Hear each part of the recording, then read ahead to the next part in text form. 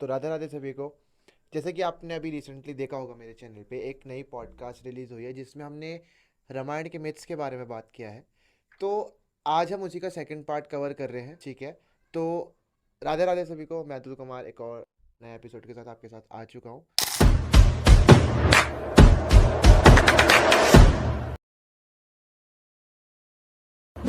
तो वंश, जैसे कि हमने पिछले पॉडकास्ट में बात करी थी रावण के बारे में, जहाँ पे हमने सीता हरण तक बात कर ली थी। तो अब जैसे कि आगे हम रावण के बारे में डिस्कस करते हैं। तो रावण ने, जैसे कि माना जाता है कि सीता माता का हरण करके उसने सिर्फ एक ही पाप किया, तभी सीता माता उनके मृत्यु का कारण बनी। ठीक है, तो यही मिथ है। तो ये बोलते हैं लोग। तो क्या ये सही है? तो फर्स्ट ऑफ ऑल लोगों को पता है कि मतलब रावण के बारे में जितना भी है कि लोगों ने जितना भी बोला है कि रावण बहुत ज़्यादा ज्ञानी आदमी था। तो मैं थोड़ा उसका भी इंट्रोडक्शन देना चाहूँगा, थोड़ा डिटेल में बात कर लेते हैं पहले इस पे, फिर उस पर टॉपिक कवर करते हैं। तो रावण के जो पिता थे वो महाज्ञानी थे, उनका नाम था विशर्भा। और जो उनकी माता जी थी वो एक राक्षसनी थी जिसका नाम था कैकसी। तो जब रावण को कोई जानता भी नहीं था ना, तो वो जब ब्रह्मा जी की तपस्या कर रहा था, तो उसने ब्रह्मा जी की तपस्या करी, तो उसका उसको चाहिए था अमरता का वरदान। तो ब्रह्मा जी को पता है, तो देवों के लिए अमरता का वरदान, या जिसका जैसे फिक्स्ड कारण है, जैसे विभीषण है वो आठवीं चिरंजीवी, उन सभी को अमरता का वरदान किसी न किसी कारण दिया गया है।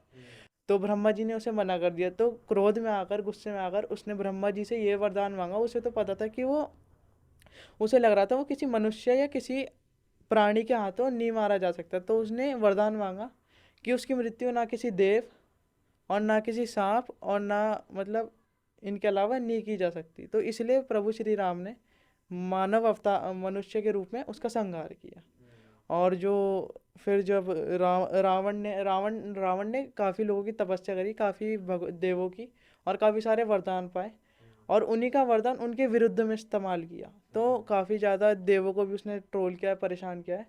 तो उसने एक पाप तो नहीं किया, उसने पाप काफ़ी सारे किए। उसने ऋषि मुनियों को काफ़ी ज़्यादा परेशान किया, जैसे पिछली एपिसोड में काफ़ी बताया गया उसमें।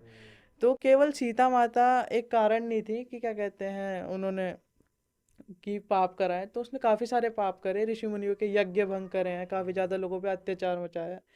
तो काफ़ी सारे रीज़न है उसके। ठीक है, तो वंश, इसमें जैसे कि एक और इससे एक और जुड़ी हुई मिथ आती है कि रावण के, मिथ तो नहीं कहूंगा, सब जानते हैं कि रावण के 10 सर थे। क्या ऐसा था, रावण के 10 सर थे? रावण के 10 सर थे, सोच भी कहते हैं लोग, 10 सर भी कहते हैं, पर उसका जो हर एक सर था वो नेगेटिव, आप कह लो नेगेटिव इमोशन और एस्पेक्ट्स को रिप्रेजेंट करता है।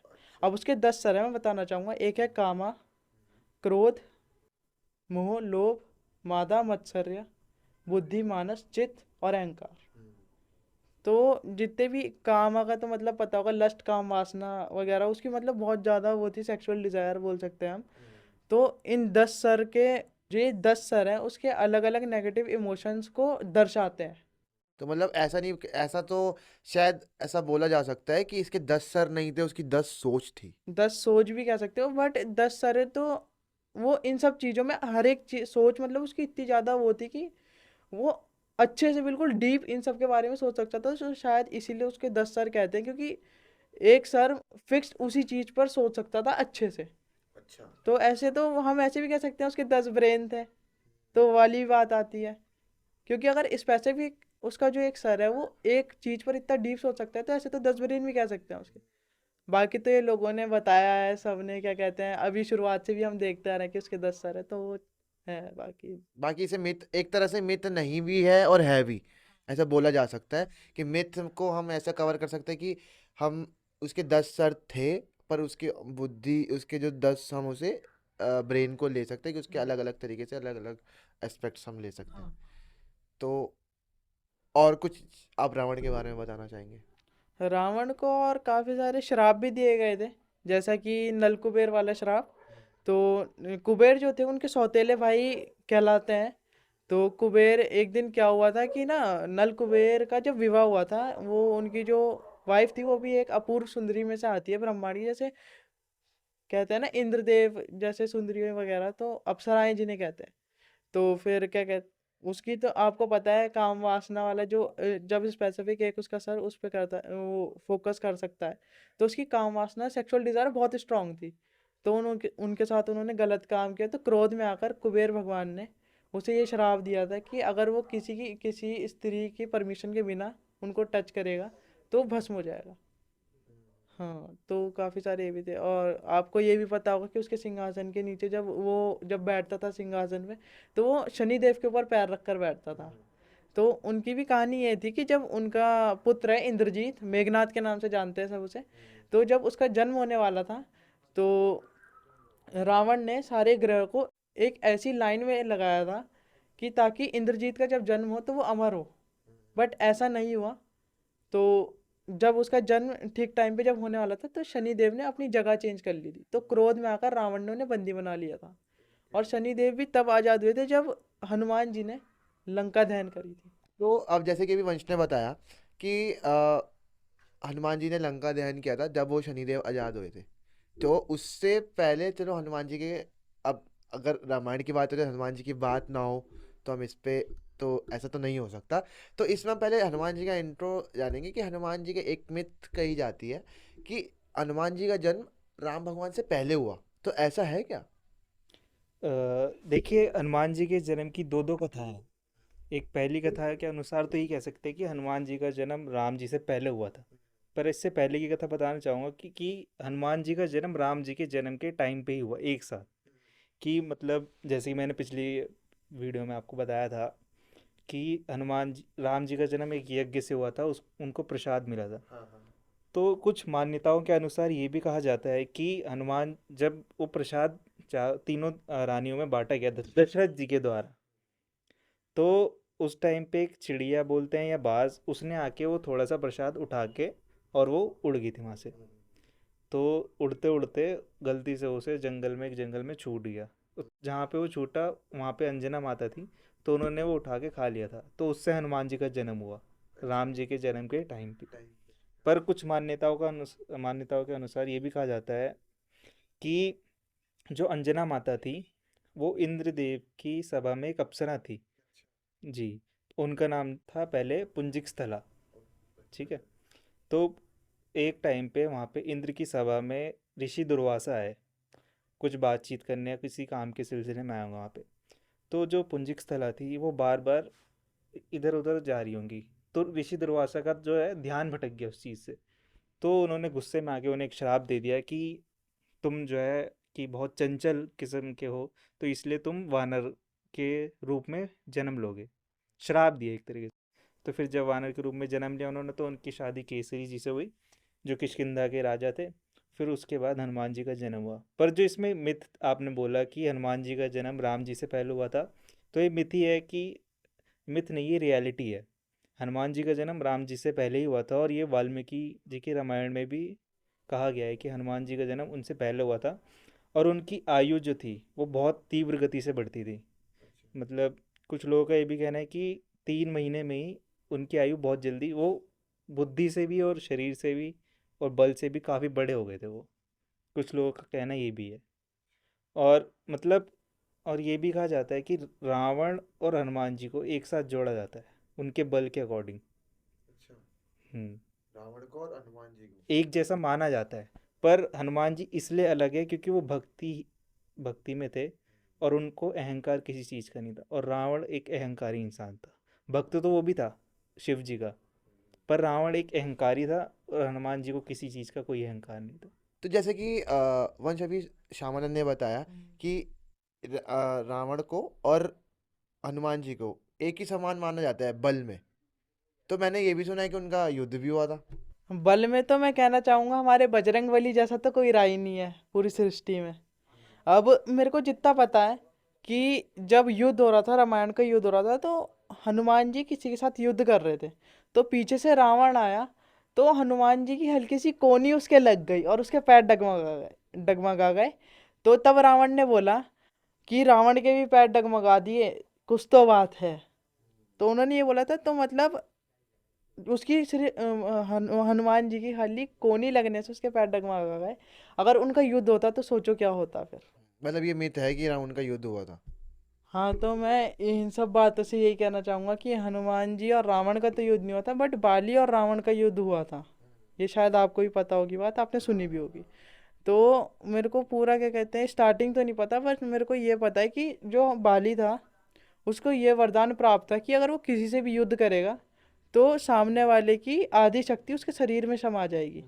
तो जो उनका युद्ध हुआ था वो बहुत असीम युद्ध चला था, भयंकर युद्ध चला था। तो बाली ने अपनी पूंछ में रावण को लपेट कर पता नहीं कितना घूमा था या कहीं बहुत मतलब उसे हरा दिया था। तो रावण ने उनसे उनसे क्षमा मांगी थी और फिर उनके सामने दोस्ती का प्रस्ताव रखा था। तो तब से बाली और रावण की मित्रता हुई थी। और तब शायद आपने देखा हो कि जब श्री रामचंद्र जी ने बाली को जब मतलब पीछे से जब मारा था, वार किया था उस पे, तब बाली ने कारण पूछा था। तो राम भगवान ने बताया था कि मेरे कि रावण माता सीता को हर कर ले गया, तो उसे सुग्रीव की जरूरत है उन्हें। तो फिर बाली ने बोला था कि मदद भी तो किससे मांगी, अगर मेरे से मदद मांगते तो मैं अभी उस राक्षस को यहीं पर लाकर पटक देता आपके चरणों में। तो मतलब उनका युद्ध हुआ था, ये तो रियलिटी है, बट जो हनुमान जी का युद्ध हुआ था वो शायद वो एक मिथ है। हाँ, तो वैसे इससे ये चीज़ भी हनुमान जी की भी शक्ति प्रूव होती है कि हम रावण और हनुमान जी को कंपेयर कर रहे थे बल में। तो बाली ने उसकी आधी शक्ति अपने अंदर संभाली, और जब हनुमान जी और बाली का युद्ध हुआ था तो जब उसने हनुमान जी की 2 से 5% के बीच में जब शक्ति अपने अंदर समाई थी तो उसका शरीर फटने को हो गया था। तो तब उसने हनुमान जी से माफ़ी मांगी थी। तो आप इससे हनुमान जी की शक्ति का अंदाज़ा लगा सकते हैं कि उनकी असीम शक्ति इन्फिनाइट। तो जैसे कि हनुमान जी को अष्ट सिद्धि नवनिधि के दाता भी बोला जाता है, तो ब्रह्मदेव ने उनसे 8 सिद्धियां और उनकी एक निधि उन्हें दी हुई थी। और जब वो उनसे लड़ने गए तो सिर्फ उसी का कुछ परसेंट उसने कवर किया था, अपने शरीर में लिया था, तो तब उनका शरीर फटने का हो गया था। तो मतलब इसमें तो बहुत ही ज़्यादा उनका बल जाना जा सकता था। तो उनका कितना ही बल होगा जो उसने इतना उनका शरीर फटने का हो गया था। तो जैसा कि हमने रावण के बारे में बात की अभी, और हनुमान जी के बारे में बात की, अगर आपको ऐसे हम इसमें ज़्यादा हनुमान जी के बारे में कवर करेंगे नहीं, क्योंकि हमने का पूरा एक डिटेल पॉडकास्ट हनुमान जी से रिलेटेड 2 पार्ट में पोस्ट कर रखा है। तो आप उसे भी हम आई बटन में और डिस्क्रिप्शन में उसका लिंक दे देंगे, तो आप वो भी चेकआउट कर लीजिएगा। हनुमान जी के बारे में आपको उसमें ज़्यादा ज्ञान मिल जाएगा। तो अभी हम आगे रामायण को ही बढ़ाते हैं। अब बात करते हैं हम सेतु के टाइम की। राम सेतु जब बना था, तो शाम राम सेतु जब बना था वहाँ पे नील नल और नील भी थे। तो नल और नील के टाइम की बात है। नल और नील को एक वरदान था कि वो कुछ भी डालेंगे तो तैर जाएगा। तो राम नाम जो वो उनके थ्रू डाल रहे थे, तो उन्होंने राम नाम लिख के डाला था। तो एक इसमें मिथ बोली जाती है कि राम नाम की वजह से नहीं तैरा था, उन नल और नील ने फेंका था तो जब तैरा था। तो इसका जो स्पेसिफिक आंसर होगा इस मिथ का कि राम नाम से नहीं, नल और नील से, ये वरदान था उन्हें ये इस चीज़ का कि जब सेतु बन रहा था सबको पता चला कि माता सीता लंका में है और 100 योजन की दूरी है समुद्र में। तो इसके पीछे की थोड़ी सी स्टोरी आपको बताना चाहूँगा कि सेतु बनाया था, ठीक है। तो उस टाइम पे पहले जब सारे लोग वहाँ तक पहुँचे तो राम जी ने पहले कुछ समय तक वहाँ पे बैठ के तपस्या करी, समुद्र देव से बोला कि मुझे रास्ता दे दो पहले तो। कुछ टाइम तक बैठे बैठे ध्यान करा, नहीं हुई, 3 दिन तक उन्होंने ध्यान करा। तो तीसरे दिन उन्हें क्रोध आ गया, क्योंकि वो मानव थे तो वो भगवान, पर उस टाइम पे वो मनुष्य योनि में थे और लीला कर रहे थे। तो उन्हें उस टाइम पे क्रोध आ गया और उन्होंने धनुष बाण उठा लिया अपना कि तुम्हें अपने समुद्र देव को बोलने लगे कि तुम्हें घमंड है इस चीज़ का, तो मैं पूरा समुद्र ही सुखा दूंगा। तो फिर एकदम से वो आए समुद्र देव की, ऐसा मत करिएगा, मेरे भीतर बहुत सारे प्राणी भी वास करते तो उनका भी सोचिएगा। तो फिर उन्होंने कहा कि मुझे उस पार जाना है, किसी भी हाल में मुझे रास्ता दिखाओ। तो कह रहे जिनके सहयोग में, जिनके साथ नल नील जैसे लोग हैं जो पानी में भी पत्थर तैरा सकते हैं, उनको रास्ता देखने की क्या ज़रूरत है। तो फिर उसके बाद सेतु बना, पर उस पे राम नाम लिख के फिर नल नील के द्वारा पत्थर तैराए गए। और जो मिथ है कि राम जी के नाम से नहीं तैरा था पत्थर, उसका क्लैरिफाई कर दूंगा, और उसका रीज़न भी पीछे कि जब सेतु बन रहा था तो उस टाइम पे लंका में ये खबर गई कि वहाँ पे लोग ऐसे हैं कि पत्थर पे नाम लिख के समुद्र में तैरा दे रहे हैं, पत्थर को तैरा दे रहे हैं समुद्र में। तो लोग इससे डर गए, लंका के लोग तो थे। तो रावण ने अपने लोगों को शांत करने के लिए समुद्र के किनारे गया तो उसने बोला कि मैं भी ऐसा जादू कर सकता हूँ, जादू करके, कि उसने पत्थर उठाया, रावण नाम लिखा और छोड़ दिया और तैर गया।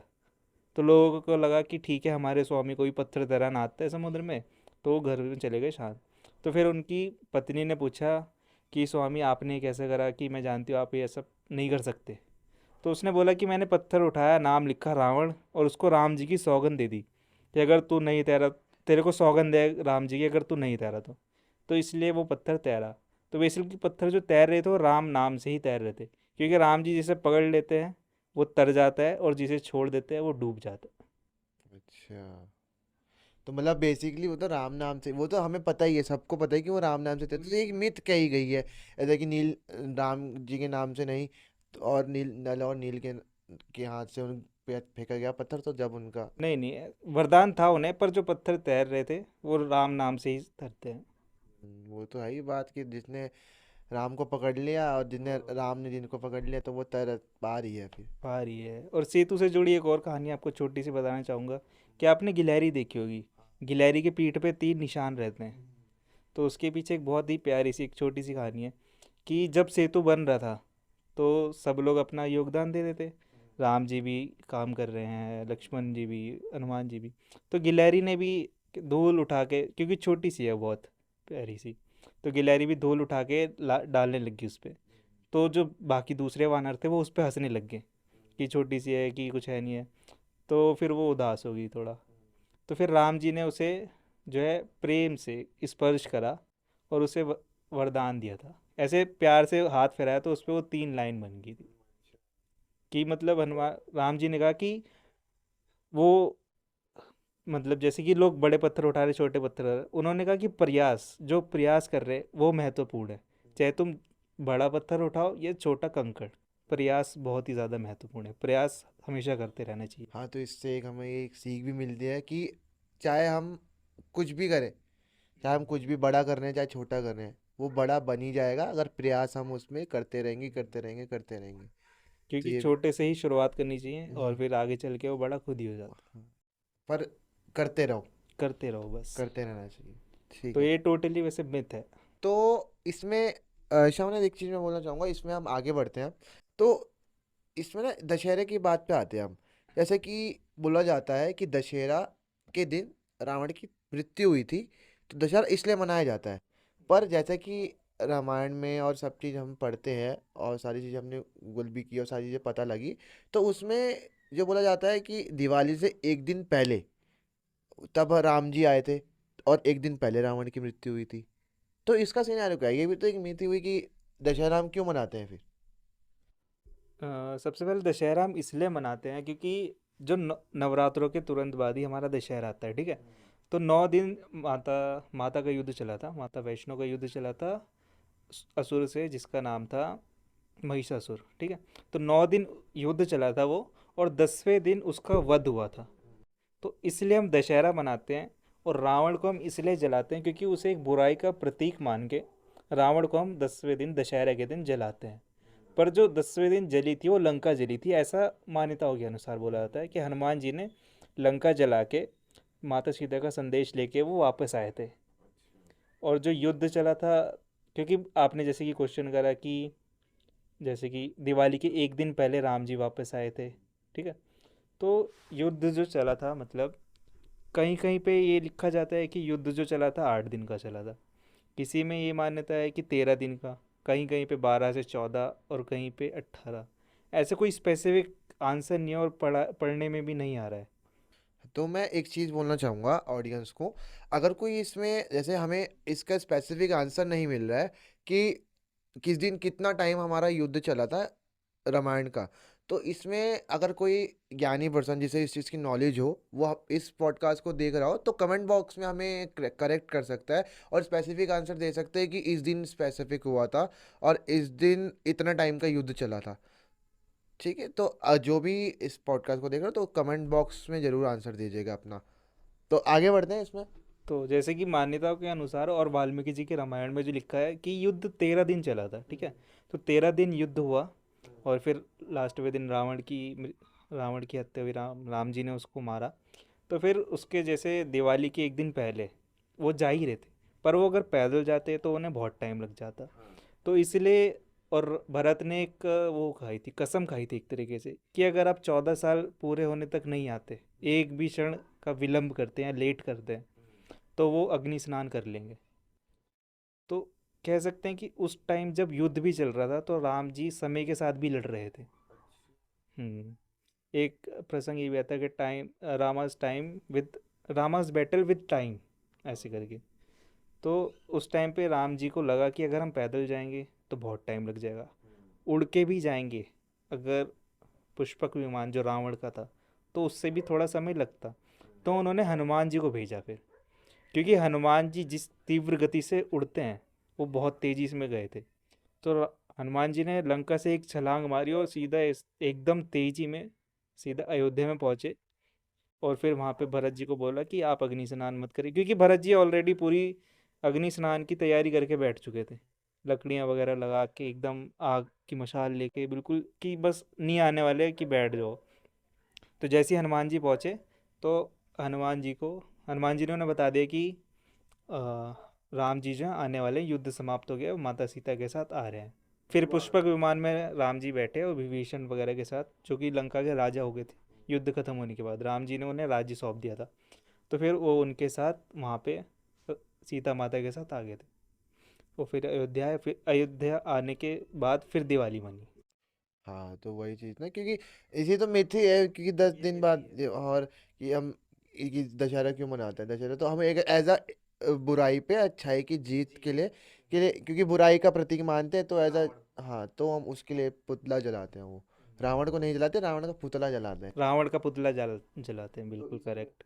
और ये मिथ ही है कि दशहरा के दिन रावण को जलाया जाता है, ऐसा कुछ नहीं। तो इसमें जैसे कि अब अयोध्या राम भगवान आ जाते हैं सीता माता को लेके। तो अब वहां से तो हनुमान जी ने बता ही दिया उन्हें, तो मतलब वो आ जाएंगे, तो मतलब भरत जी रुक गए हैं अब। तो अब वहां से अ, सीता माता और उसमें एक और चीज, उससे पहले आने से पहले एक और आती है कि सीता माता की अग्नि परीक्षा हुई थी। अग्नि परीक्षा बोल सकते हैं, पर वो अग्नि परीक्षा नहीं थी। तो जैसे कि युद्ध खत्म हुआ, ठीक है, रामायण का युद्ध खत्म हुआ, तो राम जी तुरंत एकदम से मिलने नहीं गए उनके पास। उन्होंने पहले बोला कि पहले उन सीता माता को सूचना मिली कि राम जी विजय हो गए आगे। पहले विभीषण को राजा बनाया गया। जब वो राजा बने तो उन्होंने सीता माता को मुक्त करा, क्योंकि वो लंका की एक वो थी कैदी। तो इसलिए वहाँ पे जो राजा था, एकदम सिस्टम, हर चीज़ सिस्टमेटिक वे में हुई।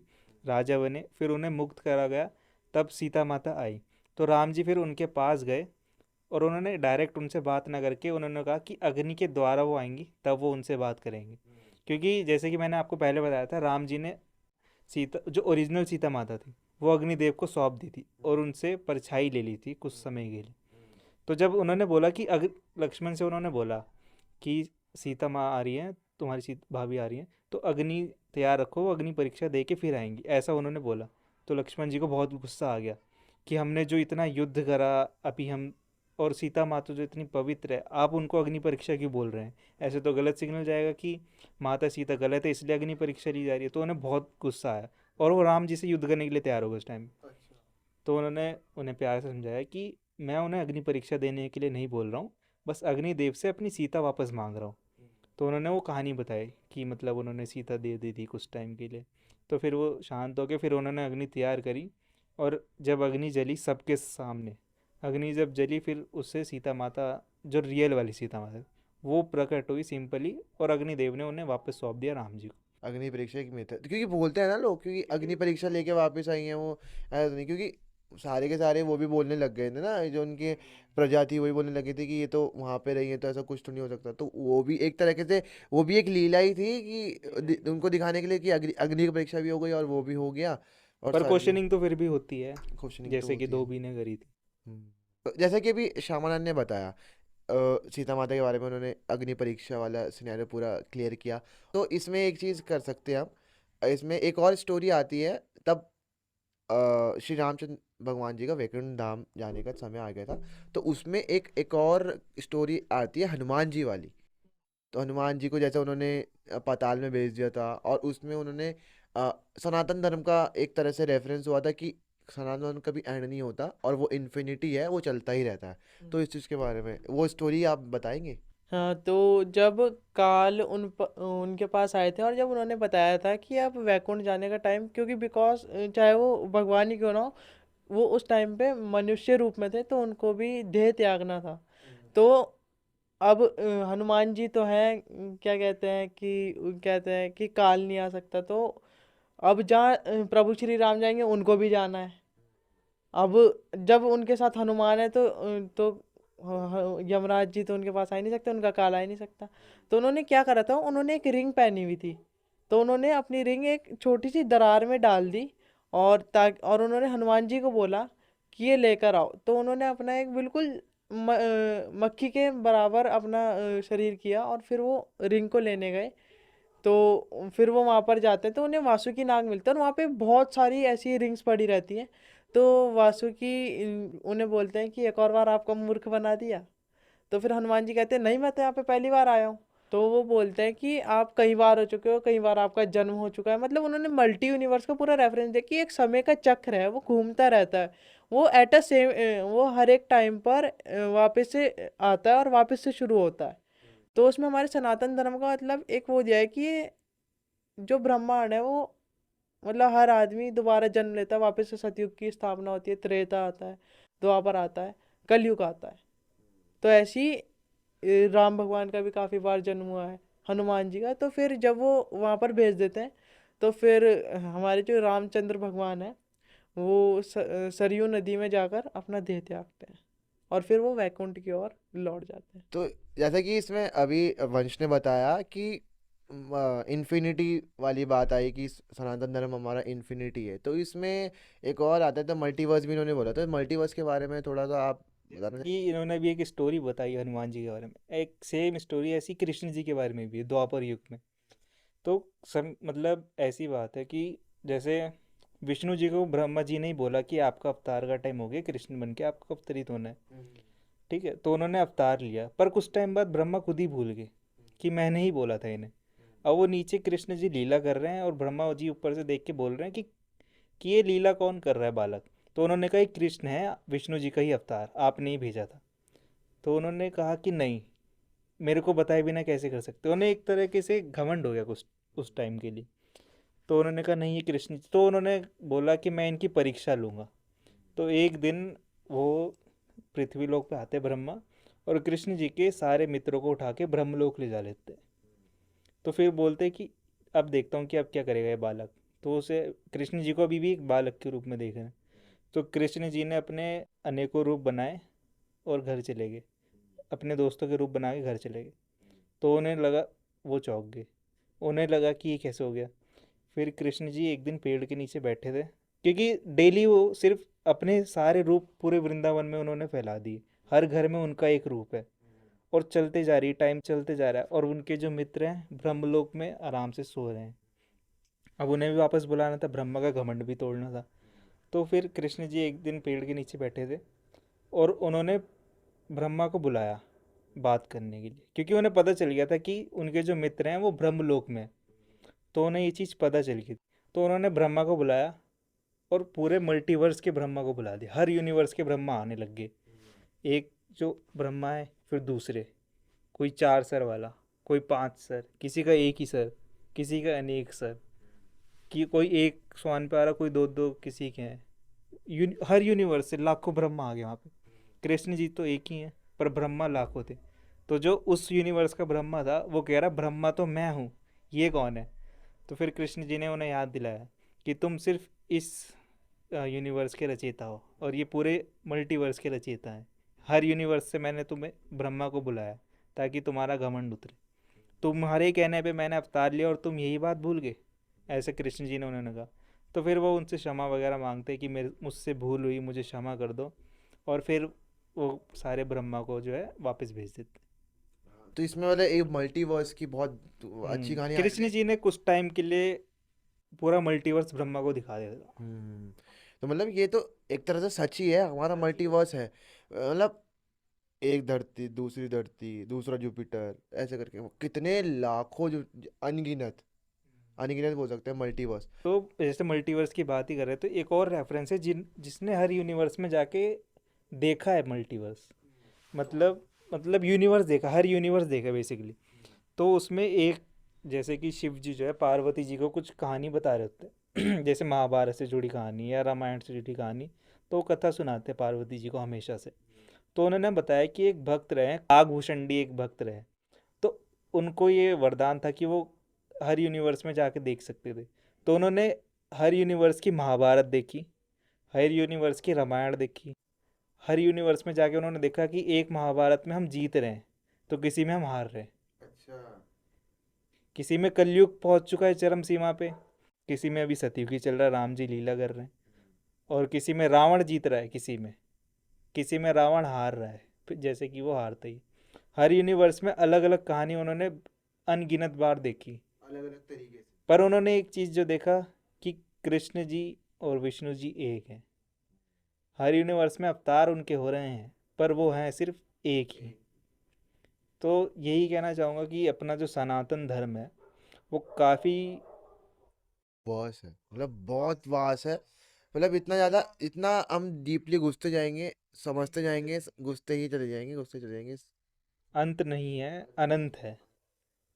तो वही चीज़ हम यही बोलना चाहूँगा कि मल्टीवर्स भी होता है, और हमारे पुराणों में इसका वर्णन भी है, जैसे कि काकभूषणी के बारे में बताया उन्होंने। और इसमें इसकी भी काफ़ी ज़्यादा मतलब काफ़ी ज़्यादा बहुत इंटरेस्टिंग स्टोरीज हैं। मतलब हमारे जो सनातन धर्म में बेसिकली बोला जाता है, सारी चीज़ें स्टोरीज के माध्यम से समझाई गई हैं, ताकि लोगों को अच्छे से समझ आ सके सारी चीज़ें। तो ये चीज़ें स्टोरीज भगवान ने ही लीला करी हैं, तो उसके थ्रू ही उत्पन्न हुई हैं। तो इस चीज़ के बारे में हम, अब जैसे कि अब रामायण ख़त्म हो चुकी है, तो हमारे यहाँ पे भी इस पॉडकास्ट में रामायण ख़त्म हो चुकी है इस युग की। अब कहीं और युग में तो चल रही होगी। तो इसको, इस पॉडकास्ट को हम यहीं एंड करते हैं। जैसे कि अभी श्रावण ने बताया, जैसे कि हम मल्टीवर्स के बारे में बात की, हमने सारी चीज़ें बात की। तो इसमें हम छोटी सी और चीज़ लेना चाहेंगे कि अभी तो हमने जो बहुत छोटे टॉपिक में कवर करा है, तो छोटा छोटा करते हुए भी हमारे 2 पॉडकास्ट निकल चुके हैं इसके बारे में। तो रामायण बहुत बड़ी है, इसके बारे में बात करते जाएंगे तो कभी ख़त्म नहीं होगी। अगर इसका, रामायण का एक श्लोक बता के हम उसको ही बार बार रिपीट करेंगे, और उसी के बारे में काफ़ी ज़्यादा हम उसको वर्स कर सकते हैं और काफ़ी ज़्यादा कर सकते हैं। तो इसमें अगर हमारे से देखें, हमको भी ज्ञान नहीं है, हमने थोड़ी थोड़ी रामायण पढ़ी है, देखी है टीवीज़ में, और अगर जो हमें नहीं पता था वो हमने गूगल किया, ठीक है। तो इसके बारे में अगर आपको कुछ भी हमारे की त्रुटि हुई हो, कुछ भी गलत हमने बोला हो, वंश ने, श्यामानंद ने, या मैंने भी कुछ भी, क्योंकि मेरे को तो नहीं पता था, तो कुछ भी बोला हो तो क्षमा प्रार्थी होंगे।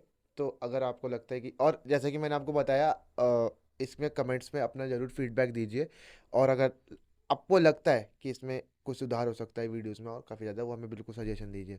तो अगर इस वीडियो को आप अच्छी लगी है तो इसे लाइक कीजिए, शेयर कीजिए, और इसे फैला दीजिए, ताकि आपको पता लगे, और इसके बारे में, रामायण के बारे में, मिथ्स के बारे में काफ़ी ज़्यादा लोगों को ज्ञान मिल सके। तो और जब तक के लिए, आगे के पॉडकास्ट के लिए आप स्टे ट्यून रहिए। काफ़ी अच्छे अच्छे पॉडकास्ट आने वाले हैं, बहुत काफ़ी काफ़ी अच्छे इंटरेस्टिंग टॉपिक्स पे हम कवर करने वाले हैं। तो और काफ़ी काफ़ी अच्छे गेस्ट और ज्ञानी गेस्ट हम बुलाने वाले हैं। तो जब तक के लिए राधे राधे सभी को। तो मिलते हैं किसी अदर नेक्स्ट पॉडकास्ट में।